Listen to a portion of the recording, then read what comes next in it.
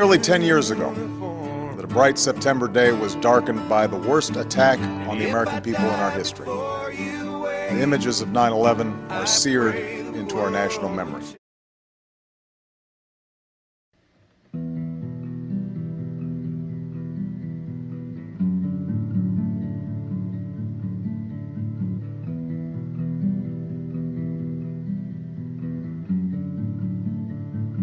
All I really remember is just the smoke, and I look up and I see helicopters flying towards the smoke, and it was crazy. It was that's all I remember really, just the smoke.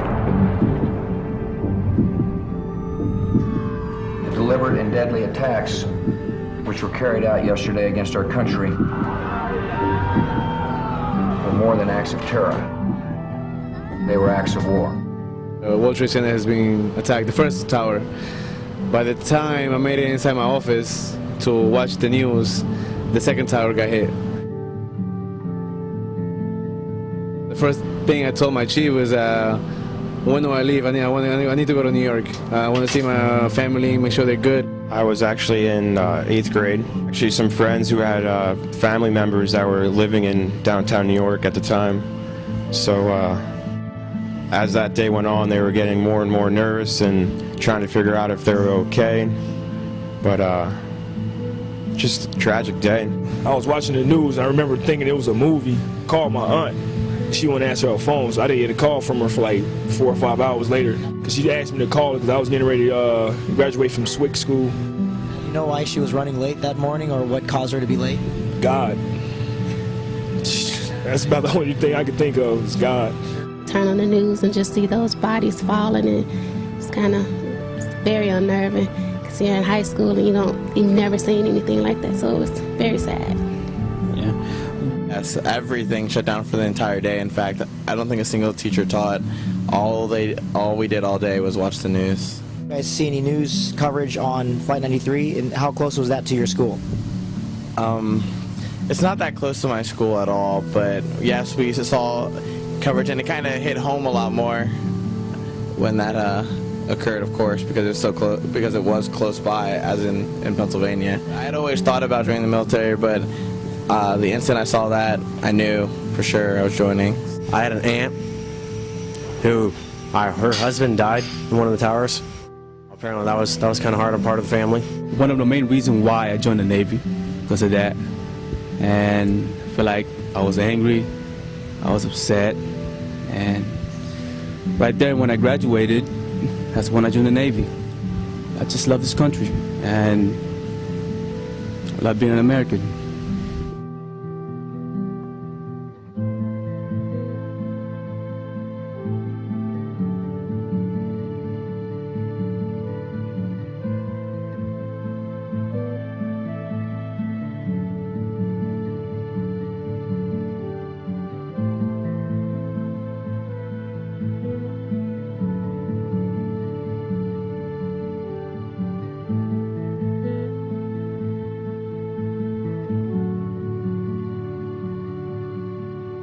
My brother actually enlisted in the Marine Corps the day after 9/11 happened. A lot of friends of mine did have family that was affected or killed during that. After that, it really did kind of motivate me to join the military. I was on duty, and they grabbed me and said, "Here, go up top, and I want you to go on the O-10 and look for aircraft." And I was up there wondering what was going on. Then they hit the Pentagon, and it was just getting closer and closer to Virginia. And I thought I was gonna, get near Virginia, and I was up there on O-10 looking for aircraft, telling them I see things, and having no idea the impact that it really had until the stories that came out in the news and things like that. Then it really started to hit what exactly happened, and life did change big time. The security got way tougher. They sent us to school to shoot guns all of a sudden.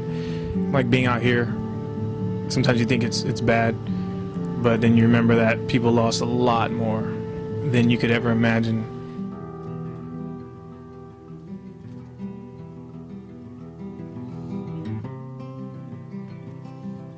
September 11th, 2001 was a Tuesday. On Monday, my wife was to attend a 3-day seminar at the World Trade Center. On Monday, she attended, and it was up at the Windows of the World, which was on top, which, by the way, everybody at that meeting was killed. She tells me she doesn't feel safe and she's not going to go up. The fact is, that turns out to be a big moment, because had I not known that she wasn't going to go there, when I show up there, if I would have thought that she was up there, I just would have went directly into that building and thinking I'm going to just walk up there, kick open the door, throw her over my shoulder and bring her down the stairs. So, hard decision not to go there, basically saved both our lives. My wife and I dropped my kids off of school that day. I don't remember what time classes started, but I know that we just dropped them off at 33rd and 3rd, and we were at 32nd and 2nd Avenue at Starbucks getting coffee when I first heard that a plane flew into the World Trade Center. I remember thinking that it was probably just a mistake or navigation or lost in the clouds, but that was without realizing it was an extremely clear day. It really didn't sit with me that at this point there was a terrorist attack at all. I heard a huge explosion, which would have been the second tower getting hit, the South Tower, and then I responded down to the World Trade Center. One thing I see is that there's loads of paper on the floor all over, and one of my biggest memories, strangest memories, is I just saw loads and loads of shoes. Just the ground was covered in shoes. And I remember thinking, what the hell is this? Was one of the planes full of shoes or something? Or was there a shoe factory up at the World Trade Center? But it turned out to be, I learned later on that was people evacuating, especially the women, were just running out of their shoes. As I'm walking the south side of the World Trade Center site, I see a big engine. So I tried to get the serial number off the engine. But I had to do it in between debris falling off the building. You had so much time because it was so high up that I had a guy spotting for me. He would tell me when he saw something coming down, and I would just walk back to the cover of a building. The debris would fall, and I'd go back out and try to get the serial number. I saw quite a few people jumping from the building. Some you could see that they were just comfortable jumping, knowing that they were going to die. Others were still trying to fly when they jumped. It made me wonder whether they actually knew that they jumped, maybe that they were walking through smoke, and then they just walked out of the building and not realized it. And then others looked like they were falling, looked like they were dead already to me. And the reason why I say that there was just absolutely no movement in them, and that they were coming out sideways or something like that. I don't know if they were getting pushed out, people trying to get closer to the air or whatever.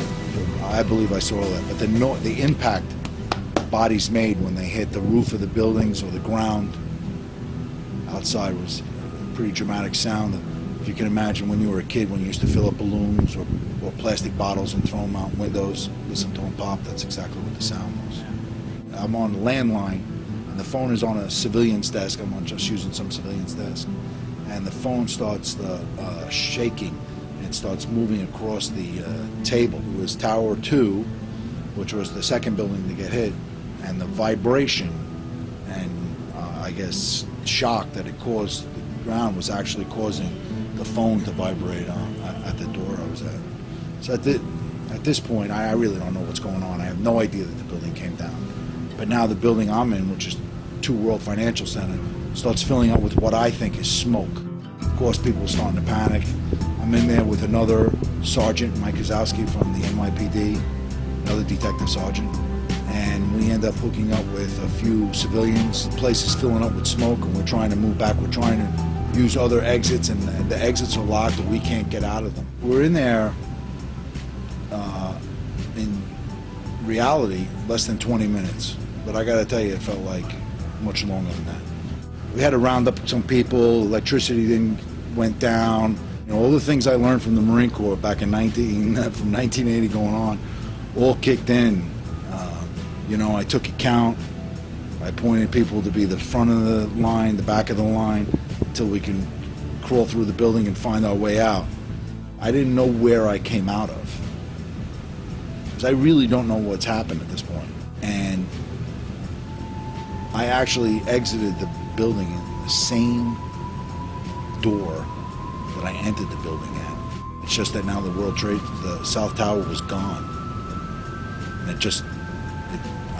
just didn't understand it. And I remember turning to some firemen and saying, like, you know, where's the building? Even when those people were jumping, I remember thinking, wow, if they just had the courage to hang out, they'll be saved. Because I've never been to a fire where the New York City Fire Department didn't put out the goddamn fire. And that's when it really, really hit me of what the situation was. I tried to form a line with as many cops as I could and start pushing people back north actually getting them off the rubble of the South Tower. I was right in the center of Vestry and West Street when the North Tower begins to come down. Now, all I see is bigger puffs of smoke coming out of the tower, kind of like if you had a barbecue going and you drop something in the coals and that puff of smoke. I looked up and I saw that, and I just knew something was wrong. I don't know, they say the tower took around 9 or 10 seconds to collapse. I'm not really sure. I ran, I don't know, 50, 40 yards, 60 yards, and I just ran north and just jumped into a curb. So I'm digging myself into the 6 inches of defilade, because that's all it's offered at this point, putting my feet towards the blast. And I remember, I don't know what to do with my hands. I just covered my balls.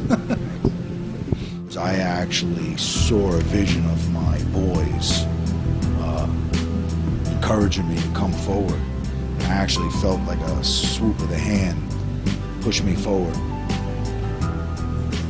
getting me basically out of the kill zone into a survival zone. And then as the building came down, it was like hurricane winds coming. I could see people flying. I saw a car flip. The next thing I know, I had trouble breathing. And I was pissed off that I didn't put my hands over my mouth. And then there came a point in time where I just could not breathe at all. I took out handfuls of debris and dust and cement out of my mouth. And I got completely buried. I mean by buried, I'm talking about buried in just dirt. 3 inches of dirt. It felt like it was 18 inches of dirt when it happened. And then it became completely dark. I couldn't figure out how could this go dark. I know I was outside. I'm thinking I'm dead. I'm checking myself for injuries. I don't think I'm dead. And I knew that there was a cyclone fence on the other side of the sidewalk. So I crawled over to that sidewalk, put my hands on the fence, and then I just walked my way north. And I ended up bumping into a guy. And the guy's unconscious, and then he becomes conscious while I'm talking to him. And then I realize he's a fireman, because he's got his emergency gear on him. And this was only a few feet from where I was, and he wasn't there when I could still see, and I ducked into that defilade, which means he actually blew past me. He just held on to me. We just walked up, and we walked a couple of blocks until we finally got into light. There was lots of civilians who were extremely helpful. If you're ever a cop in New York, civilians aren't known for being helpful. So it was kind of nice. They offered me water. I remember a woman dressed in some sort of medical attire. I don't know if she's a nurse or doctor. Everybody's looking at me like I'm the creature from the Dark Lagoon, because I'm completely covered. Drive back up to my house, go in and take a shower. And now I shower, and when I'm showering, all that dust is solidifying and turning into cement, because it was all pulverized cement. Every September sucks for me, I gotta tell you.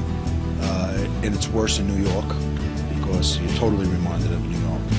I spent a September in Iraq and a September in Afghanistan. Those were actually pretty good, because there's no need to remind everybody about September 11th when they're actually fighting the enemy. September 10th, 2009, I was blown up by an IED myself, so it was a good distraction.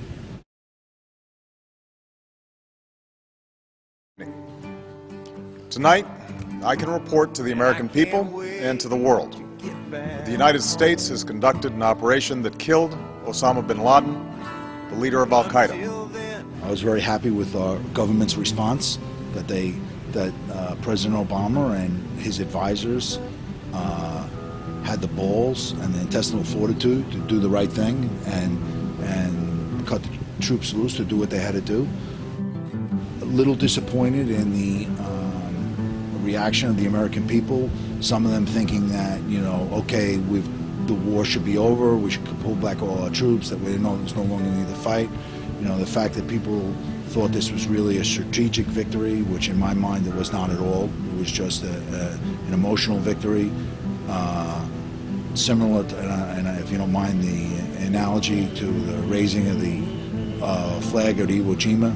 Didn't do anything for the war effort, the battle effort. At that time, there was still a lot of fighting to be done at Mount Suribachi and on the island of Iwo Jima. I never really think of it as anniversaries. It's just September comes up and it just starts reminding me of the day. You talk about putting a positive spin on this, a negative spin. I got to tell you, even that day, you go back 10 years ago, I saw a lot of positive things. As negative as that attack was, as negative it was, people getting killed. I mean, I saw a country come together. I saw a president respond the way I would like to see a president respond. Chaplain Owens coming from, I think it was Montana. I worked the last day of the rescue, and I remember a snow cave-in team, or whatever they call it, avalanche team. And it was just so interesting to me that, you know, their skill set, they were willing to bring their skill set from Colorado or wherever they were from to New York to help us try to find people.